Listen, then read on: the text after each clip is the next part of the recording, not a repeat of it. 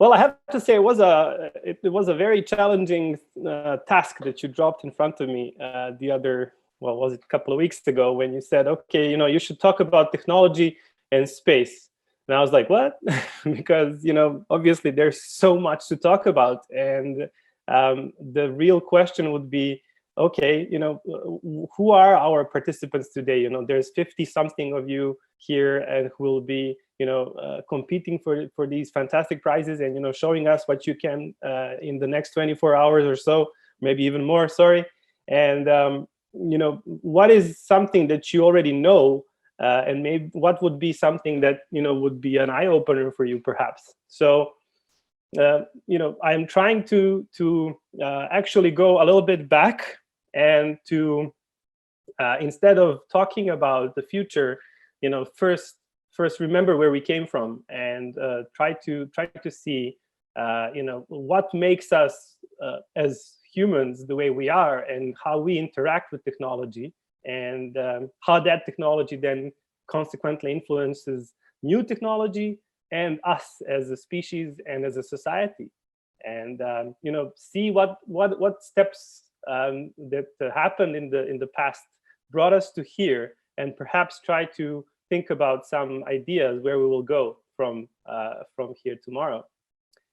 So the thing is that we as humans, we have had a fantastic history, right? So this is something that if you go back in the since the beginning of time, and the agricultural revolution, and if you check out what's happening in the last 100 or so years, this stuff is magic. Imagine just for a second, if you could, for a person who comes from, I don't know, from the time when we started, doing metallurgy, writing, and going into mathematics, and when we started conquering the world with ships, the things that were as a maritime law, and this is where Anya helped me understand some things when we talked for the first time. The maritime law that was introduced, or if it's called that way, I apologize if I'm not using the correct terminology, in the 16th century, still holds today. So extraterritorial waters, international waters, all the stuff that's happening there, all those rules that people obey today were created in the 16th century. And what Anya and her team are doing, they're doing that same thing now, just for space. So I hope we won't have to wait for 4 or 5 centuries to see the fruits of your work. But this is, judging by the exponential trends in technology and the society, I am very happy about what's going to happen in the future. And well, the thing is that we are witnessing a technological and a societal revolution, which is fundamentally different from what we have experienced before, which is the Industrial Revolution 4.0. And mostly people find the reason behind this in Moore's law. I assume you all know what Moore's law is, but let me just remind those who don't.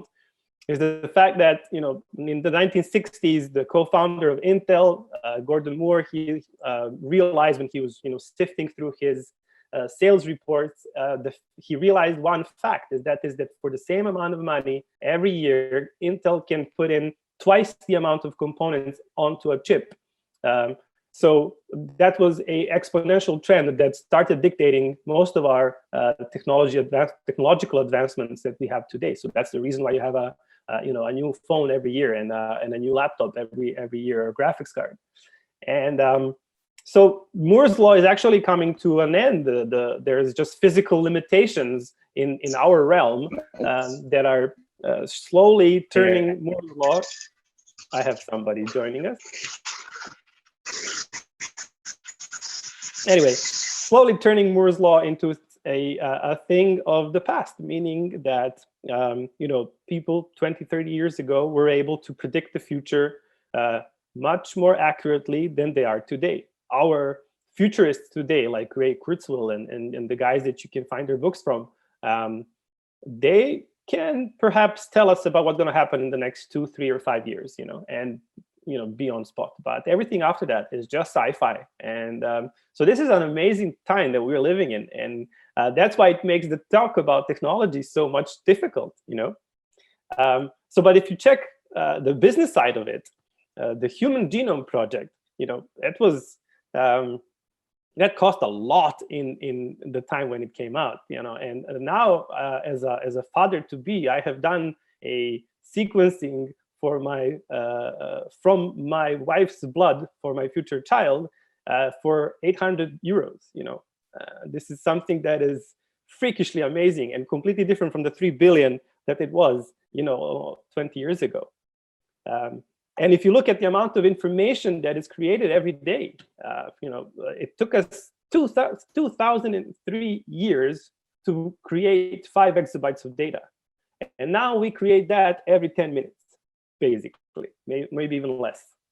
So, storing all this data, using it, data is one thing, but information is something completely else. You need to be able to sift through the data and get the real information that you need in order to actually do something with it. So we are talking about business disruption and technology disruption. And this disruption is based on a lot of principles. Some of these principles I have tried to outline here for you, just to keep your minds open. I know that we're talking about space tech and stuff that's happening in the orbit of our planet, but I also want to create a bridge between the planet and the stuff that's happening over there, my own personal space elevator. One of the principles today is something that you've seen in the last 10 years. It's basically combining a bunch of things into one single device. And this device is in our pockets. And it has exchanged a lot of items which have been created in the past and which are almost completely useless today, because you have all that already on your phone, from your watch to your cell calculator to the flashlight and everything.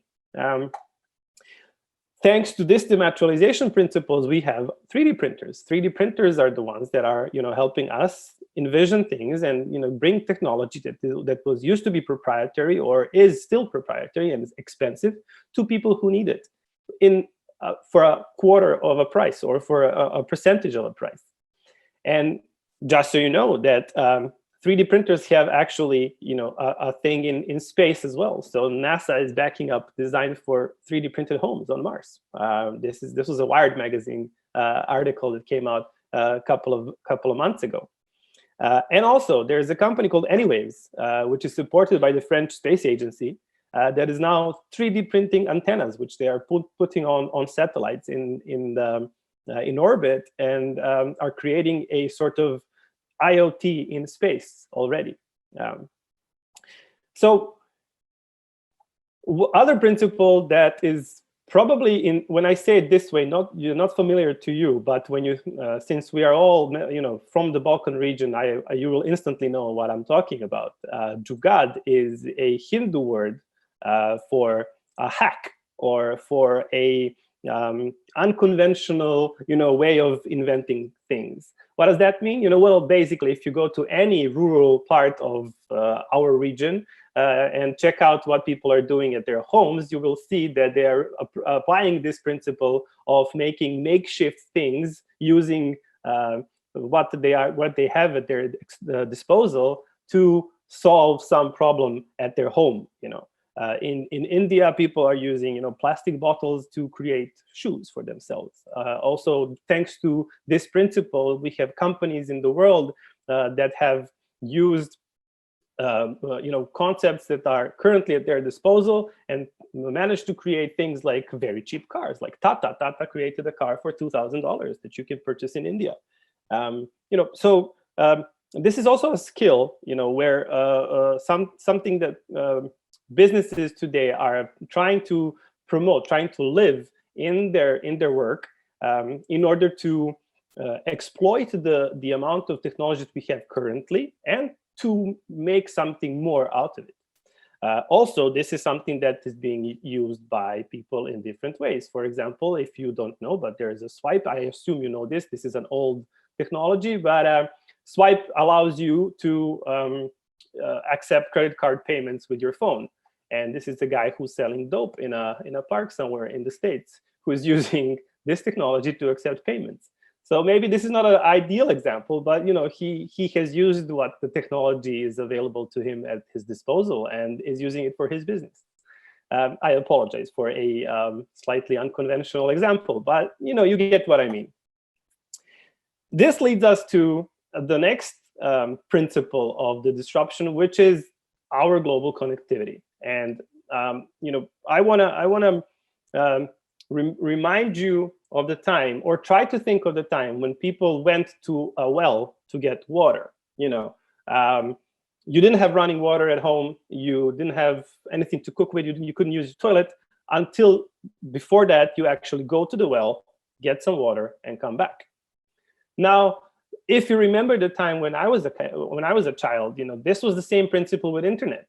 Basically, if you wanted to go online, you had to pick up a phone or a modem, turn it on, dial the number, get the access, hope that nobody interrupts you by picking up the landline, and then use the internet. But now you only realize that you don't have water once it's gone. You only think about it once it's not there because of some works or whatever. Same thing is with internet today. We basically don't think about the fact that there's internet everywhere. And the devices that we call computers now are, well, everything is a computer now. Everything can do, almost everything can do some sort of computational assignment to. And this ambient computing is something that is happening around us. And thanks to the expansion of 5G, and the technologies that are coming with it, we will have it here on the ground. But what's going on in space? So I've borrowed heavily from presentation from a lady called Danielle Wood. She's in MIT Media Lab researcher. She talks about 3 different things when it comes to satellite usage of space assets for combating things on Earth. And the first thing is satellite communication. Of course, this is something that has been in as a technology around since the 80s or even before that, is the fact that we can use satellite phones to get reception where there's absolutely no reception whatsoever, or to get internet. I don't know if you know about the thing when Windows came out, Windows 10, when they pushed the update that was necessary for all the Windowses to work. There's a group of people in Africa who are combating poachers. They protect rhinoceroses, right? And there's only not a lot of them left. I mean, rhinoceros. And this group of people, they use a satellite phone and a satellite link to communicate to their headquarters every day and to send reports, etc. And this is very expensive. And unfortunately, one night they left their laptop open and the connection open. And when Windows pushed the update when Microsoft pushed the update for Windows 10, which was a couple of gigs, it burned through their internet connection so fast that they had to pay like, I don't know, maybe $100,000 or something. And so there is a problem with using satellite communication for internet. So that's why we are, referring to things that we can do still here. But this is, remember the human genome. This is something that was happening now, and in the future, we expect this price to go down. We expect, as the technology advances, the actual price of using it always goes down. So apart from communication, we are using positioning. You know that with your phones, GPS and everything. As Danielle mentions in her presentation, we are also using it for some sustainability issues. And one of these is tracking wildlife, tracking endangered species, which are able to communicate with satellites, and we can, realize where they're going, what's happening with them, what their habits are due to all the, interconnected changes that are happening in our world, and to be able to follow them and try to help them in somehow. So not just our cars and our phones are using GPS, but also wildlife. And of course, as I know that you have mostly expressed interest in smart cities, which is awesome due to the fact that we as TeleGroup, we work in this area a lot. Satellite observation technology helps us with a range of services, infrastructure, and facilities which are using this data to improve our lives today. From first responders to tourism to cyclists. There's a lot of examples of how satellite observation data is being used to improve our lives today. And this is something that I assume you will be doing in the next couple of days at the hackathon as well. So this is the only part where I'll talk about TeleGroup, which I have tried to minimize as much as possible. But the satellite data is also used in agriculture, which you of course know. And we as TeleGroup, we have a product that we call AgroLife, which is a sort of ERP for agriculture. And we have integrated satellite imagery in this solution in order to be able to see, every 5 days we have data that shows us the crop condition, the biomass index, wildfire prediction system. And we have integrated with IBM's weather system, which gives us precise daily and seasonal weather. So why am I telling you about TeleGroup here? It's just to remind you for the reason why I am here today is the fact that we as TeleGroup, we are a regional company. We work in the entire Balkans region. We have offices, in Serbia, in Bosnia, in Macedonia, in Macedonia, in Montenegro, in Slovenia. And we are always looking out for new ideas of where to go forward. And I find hackathons to be a place, amongst many others, a place for that. So I will be a mentor today, and I will have some people from my team to help me out while judging and helping you with the direction of your solutions. So feel free to contact me, and you find me on LinkedIn or whatever. And to move swiftly on, because my time is slowly. How much time do I still have left, Anya? You have like 4 or 5 minutes. 4 or 5 minutes. Perfect. Okay. So I have 4 or 5 minutes and 78 slides. Just kidding. So yeah, there's a lot of money to be made in space, depending on where you want to position yourself as a business. This upstream, midstream, downstream is a technology that is a terminology derived from oil and gas industry. And this is the first time that I'm doing this, but most important thing I'm mentioning now is the fact about adapting to the user's needs. All the technology is fine, but if you don't understand the customer and if you don't understand the real problem that they are experiencing, then everything else is completely useless, unfortunately. The Industrial Revolution 4.0 and all the technology around it all has allowed us to be able to more precisely understand our customers. And this is what I call the old school versus the new way. The old school way was, let's build a product, let's invest a shitload of marketing in it, and then let's just, push it on the market and have a mass market solution for everything. However, today we witness the fact that that is not necessarily needed anymore. You can make a product by being versatile, by being agile, by using the Jugad idea and mind shift, and get out there, know your customer, and position your product better, faster, and easier to much more satisfaction of all the sides included than to invest a bunch of money in marketing. And I'll just give you an example of this. So I'll talk, let's say there's two men, right? They're both born in the same year. They are famous, rich, and they're their own bosses. They spend most of their time in London. They like to travel around the world. They like dogs, they like sports cars, fine wines. They have kids. They've both married and divorced and remarried. And, these are two people. You will never give a same product to Prince Charles and the Prince of Darkness, right?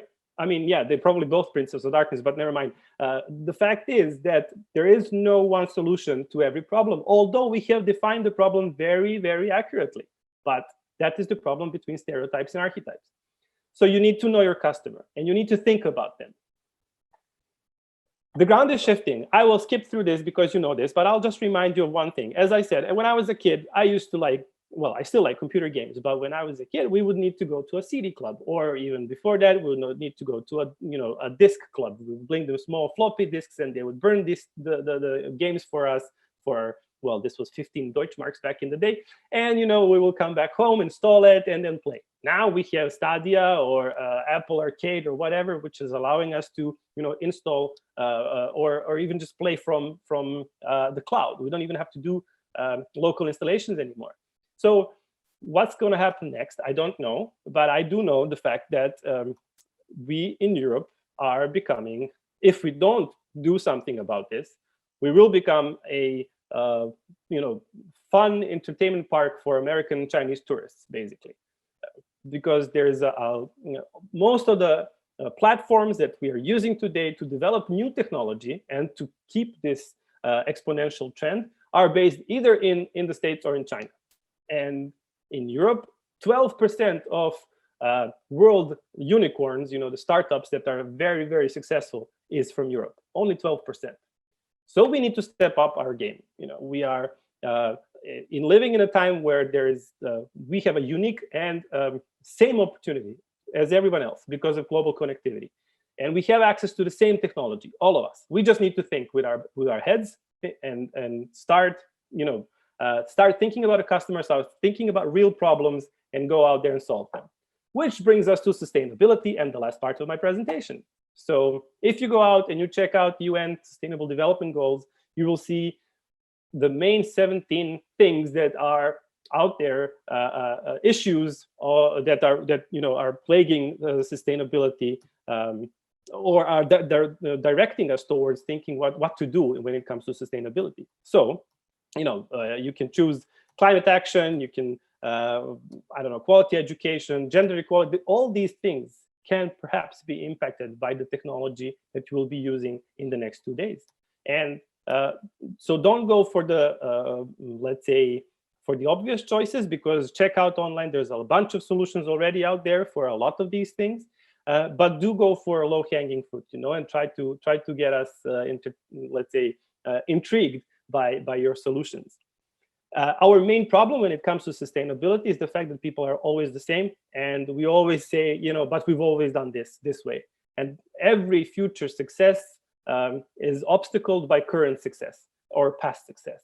So that means, we think that the way we've been doing things, we can still keep on doing it and everything will be fine. No, it won't. That's why we are here where we are right now. So I have a great quote, and this is the only quote that I'm going to use today, from Nebojša Matić. He's the owner and the founder of a company called Mikroelektronika, which is a fantastic company from Serbia. And he says that the rate of accepting feedback equals to the rate of progress. So if you can be humble and if you can hear what other people are saying, you will be able to have much faster progress than anybody else. So the big picture is, yes, we are living in this world of linear versus exponential. The technology that is sufficiently advanced will seem like magic to us.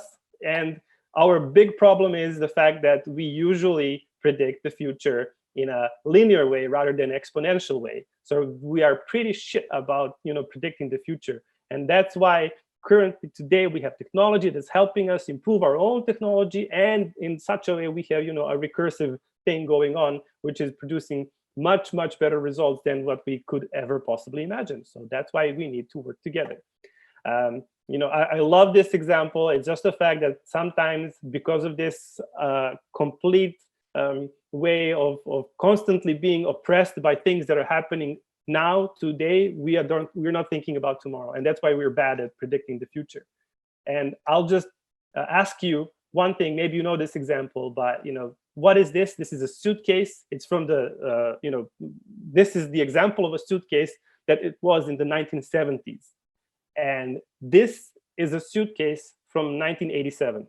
What's the idea behind this? Well, we've put people on the moon before we actually thought of putting wheels on our suitcases. So, think about your environment, think about what's happening. Don't just do things the way that has always been done, because there's no need for that. We can be better. By 2050, we're going to have 9.5 billion people on the planet. 650 million people currently today do not have access to clean water. 2.5 billion people today do not have access to sanitation. We are expecting more than 600 million new jobs by 2030. Of course, some will disappear, but these will be new.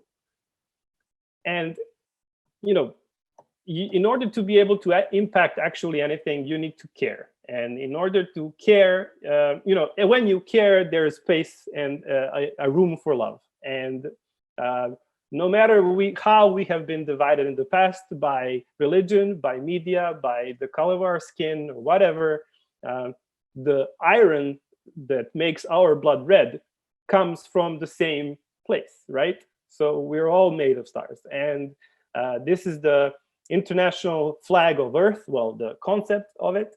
And it is the only thing that we need to stand behind. And I just want to end with reminding you with one fact, and that is that we are not living on our Earth right now, but we are borrowing it from our children. So, thank you and have a good time.